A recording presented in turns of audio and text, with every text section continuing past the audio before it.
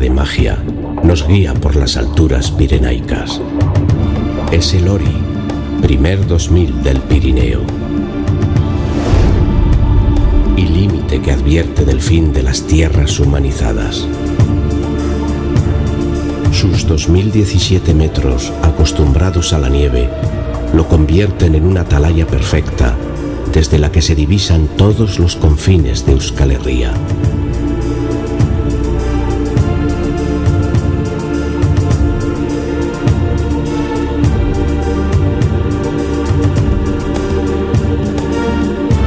Las crestas que caen vertiginosamente hacia el norte se transforman en alfombras de verdes praderas cuando se dirigen hacia los barrancos que dan nacimiento al río Urchuria, primeras aguas del Irati.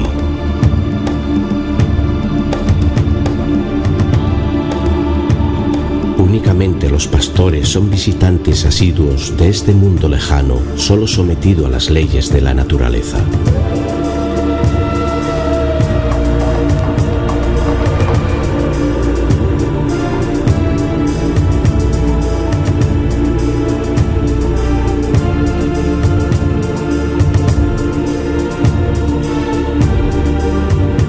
Pies de la montaña, la vida sigue el pulso de la economía y la madera es arrancada de los bosques ahuyentando a los tímidos ciervos. Madera valiosa que viaja largas distancias para convertirse después en apreciados muebles. La eficaz gestión del monte durante siglos ha permitido mantener en Navarra esta importante riqueza natural al margen de la especulación.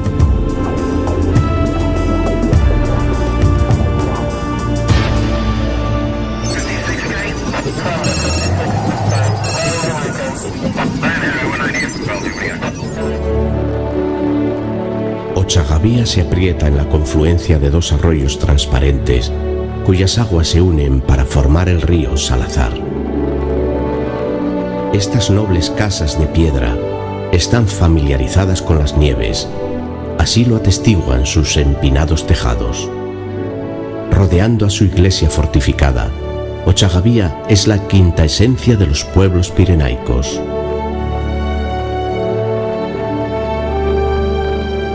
A sus puertas llegó hace 200 años el ejército francés en la Guerra de la Convención. Le prendieron fuego al pueblo y todas las casas que se apiñaban en torno a la iglesia fueron pasto de las llamas. 4 puentes mantienen unidos los corazones de los dos lados que el río Anduña ha partido desde siempre.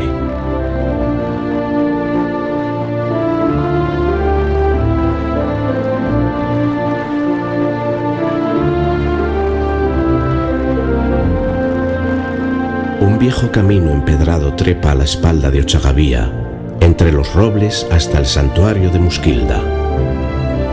Fue en un roble de este bosque donde se le apareció la Virgen de Muskilda a un pastor que buscaba una res extraviada.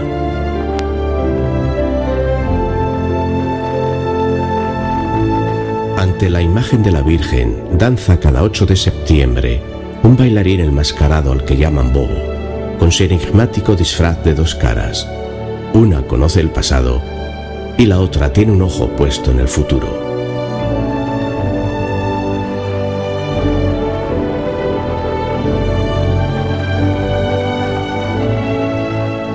Volamos desde Muskilda sobre los más altos cultivos de patatas de Euskal Herria para coronar los relieves de la Sierra de Abodi.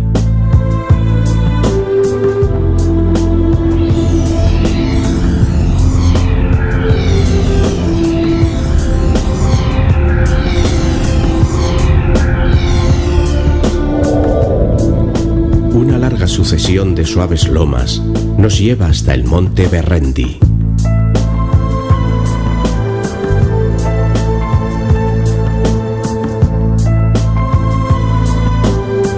Su cima es un perfecto balcón para contemplar la selva de Irati.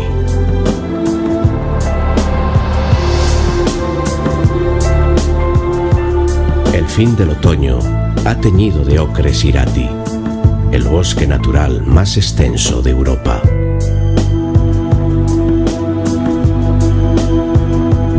Una mancha blanca, allá al fondo, llama nuestra atención. Al acercarnos, descubrimos la solitaria ermita de la Virgen de las Nieves.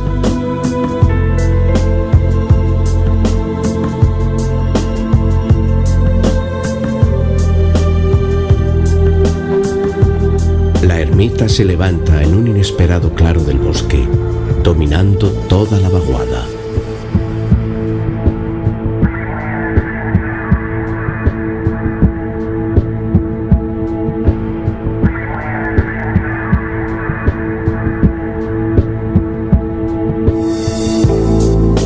El vuelo de la garza imperial nos guía por esta cerrada selva, en la que hayas y abetos compiten para alcanzar la luz.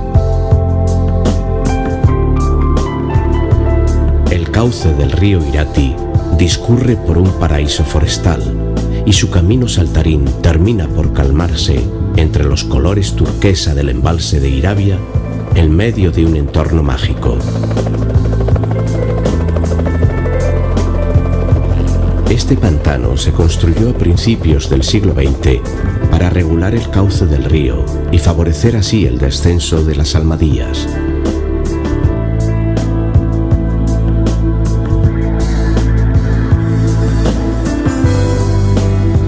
Pero también para alimentar las centrales que suministraron electricidad al ferrocarril que unió Pamplona con Sangüesa y Aoiz.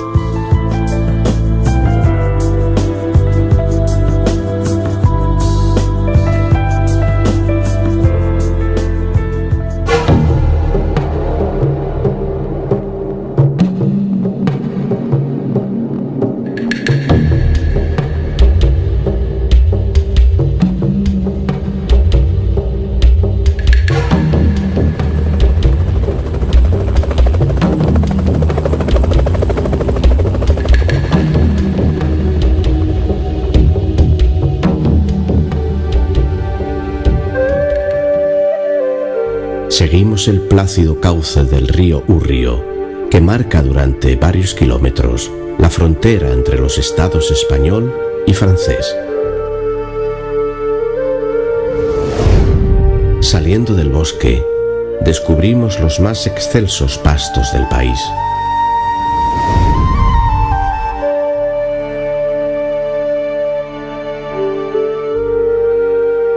Los pastores han habitado estos barrancos desde la prehistoria, pero sus ganados no realizan una transhumancia hacia el sur.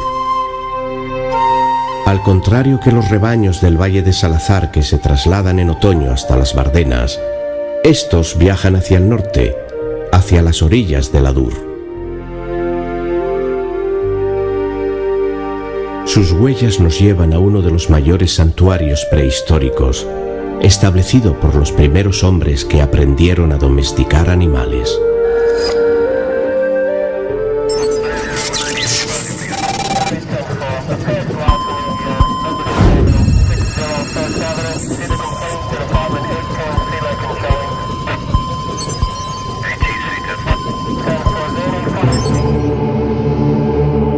Solo desde el aire se puede percibir la verdadera dimensión de Yarrita, las piedras de los muertos. Esta es la mayor concentración de cromlechs de todo el Pirineo. Aquí, la tierra se funde con las cenizas de los difuntos que fueron enterrados hace 3000 años. Y estos antiguos panteones no están situados en un paraje cualquiera. La cima de Okabe es un lugar mágico. A casi 1500 metros de altitud, el horizonte es tan inmenso que la vista alcanza a contemplar el mar. Okabe es, sin duda, uno de los rincones de nuestro país que más nos ha emocionado.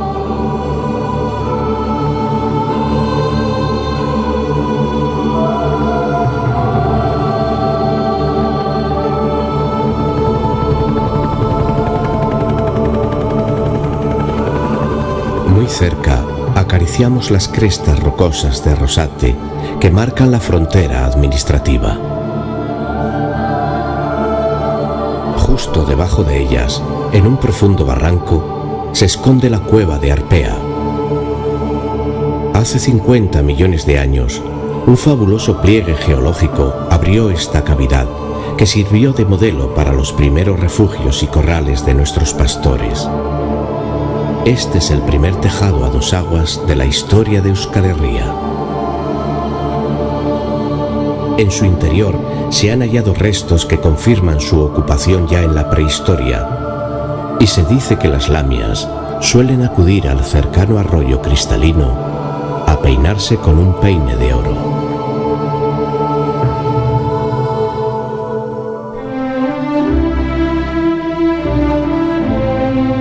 Este modo de vida, nacido en el Neolítico, se extinguirá con esta generación de pastores. Estos son los últimos. Llevan 5000 años en esta postura y son los últimos.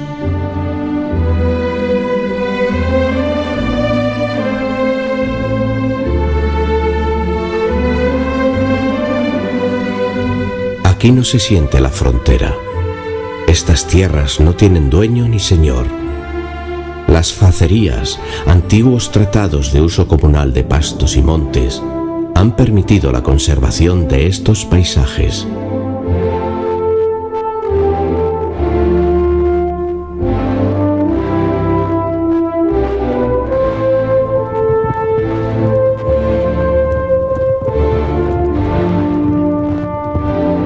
Sin embargo, antaño estuvieron bien vigiladas desde la ciclópea torre de Urkulu. Este es un altar a la victoria. Sobre estas piedras, los vascones fueron obligados a entregar sus armas a los romanos. Es un símbolo del poder de Roma. Y además, es un enclave estratégico.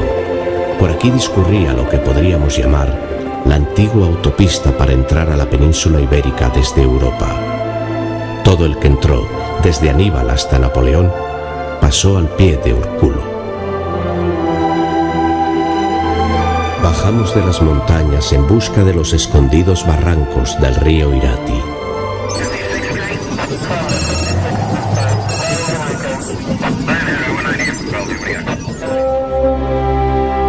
Protegida por el aislamiento de un valle perdido, encontramos la Real Fábrica de Armas de Orbaizeta. Aquí se fabricaron las bombas que a miles lanzaron los cañones de la monarquía del siglo XVIII. Comenzó siendo una ferrería que aprovechaba el mineral de los montes próximos. Hace más de 200 años se convirtió en la primera instalación industrial del país y llegó a emplear a más de un centenar de trabajadores en sus hornos y martinetes. Sus grandes hornos aún se mantienen en pie, pese a que la fábrica fue destruida por los franceses.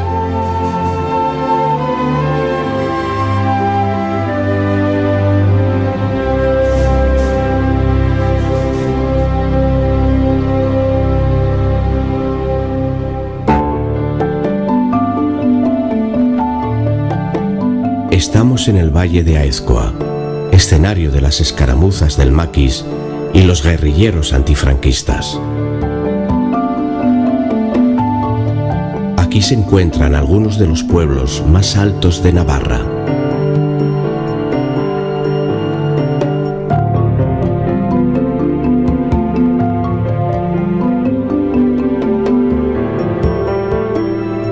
Sin abandonar el cauce del Irati, caemos en el centro del valle, sobre Aribe. Este fue uno de los plácidos pueblos navarros escogidos por el escritor Ernest Hemingway para su descanso. El americano, como le llamaban, avanzaba por la orilla del río hasta las proximidades del antiguo balneario. Lanzaba su caña de pesca y se recostaba a la sombra de un árbol mirando al Irati. Allí sosegaba las furias de los Sanfermines.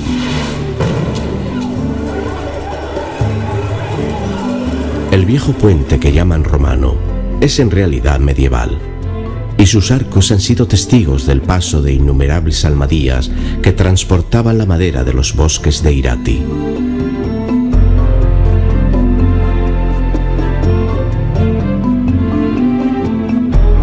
Ligeramente apartada del río, en un precioso llano, avistamos la capital de Aezkoa, Garralda.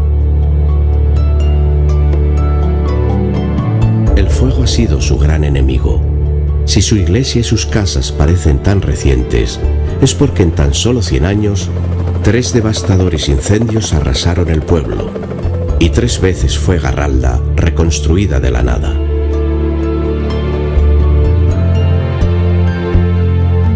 Faldeamos la sierra de Abodi para acercarnos al punto de partida de nuestro viaje, en el valle de Salazar.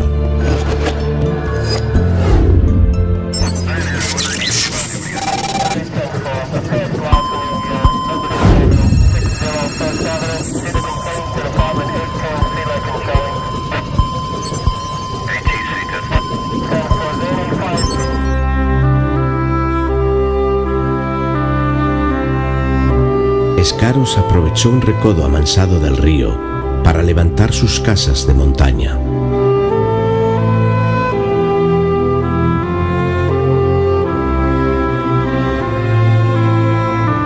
Las fuertes pendientes de sus tejados nos advierten de inviernos duros y nieve frecuente.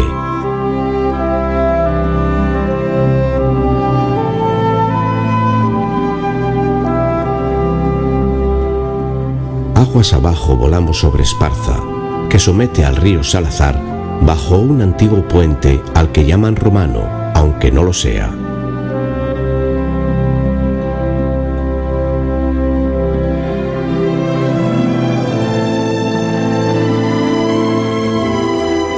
Llegamos a la centenaria Iblizeta, cuya ermita de Santa Lucía era el parlamento de todos los ancianos del valle. Se reunían aquí porque, como decían, está en la mitad de camino a todos los pueblos.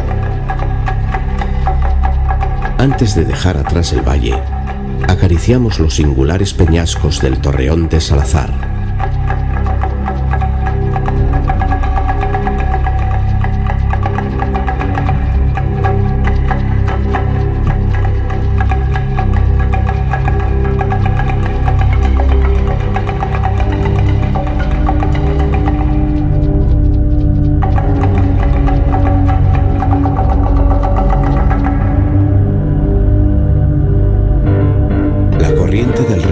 Conduce a los pies de un cerro en el que se encarama la ermita de San Quirico. Cuentan en los pueblos del contorno que el diablo perseguía al joven Quirico por la sierra, y cuando estaba a punto de ser alcanzado, se santiguó y dio 2 grandes zancadas que le llevaron hasta la punta del monte, salvándose. Por eso se levantó la ermita, y todos los años los vecinos de Navascués arrojan piedras al demonio durante la romería de mayo. Al descender, sobrevolamos Ustés. Curiosamente, en estas tierras secas y frías, mandaba un almirante que transmitía las órdenes del rey a cada pueblo. Por eso se conocía como el Almiradío de Navascués.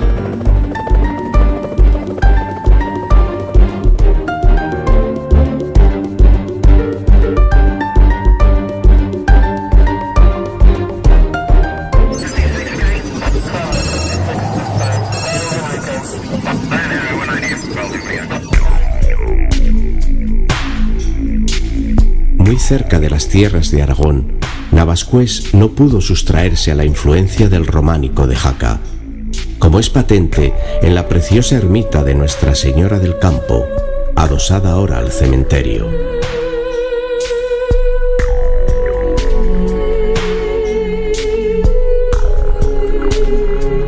Quien se acerque a visitarla verá en sus cornisas un sinfín de enigmáticas representaciones animales.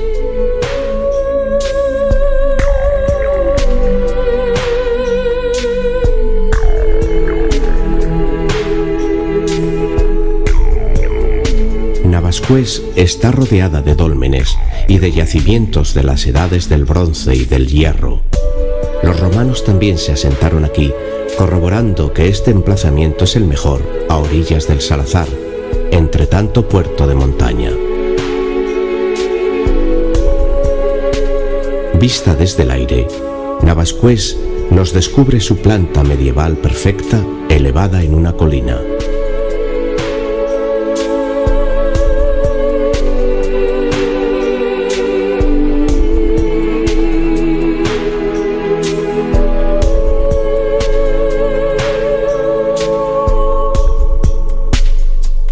Como la aldea de Aspurz, que se asoma desde un cerro rodeado de bosques.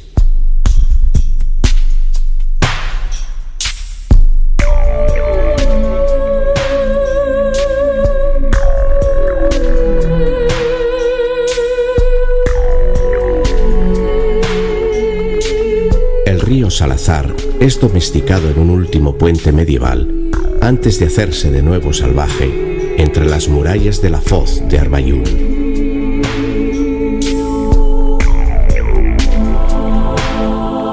Hemos llegado a un lugar inaccesible, vedado para el hombre. La Foz no permite que las carreteras circulen próximas al río, y los vehículos han tenido que buscar su paso zigzagueante en las laderas de la montaña. Ahora, asómense, salten con nosotros a este abismo.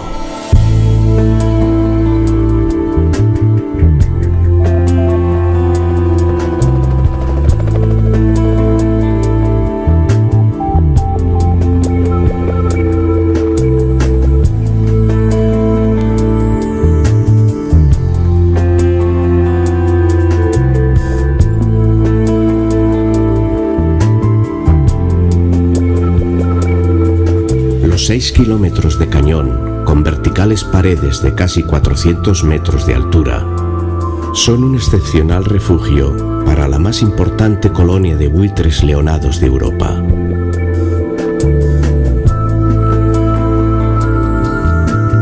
Solo los almadieros tuvieron el privilegio de conocer estas entrañas, que afrontaban siempre con la angustia de no saber si podrían franquear el paso.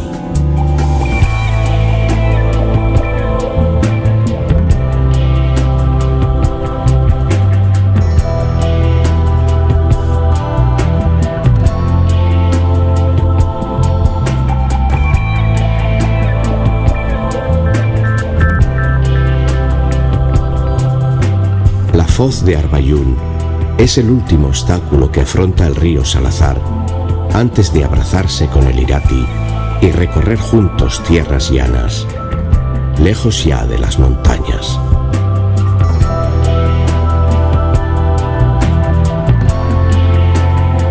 Al contemplar los paisajes abiertos de los Urraules, somos conscientes de que hemos dicho adiós al Pirineo.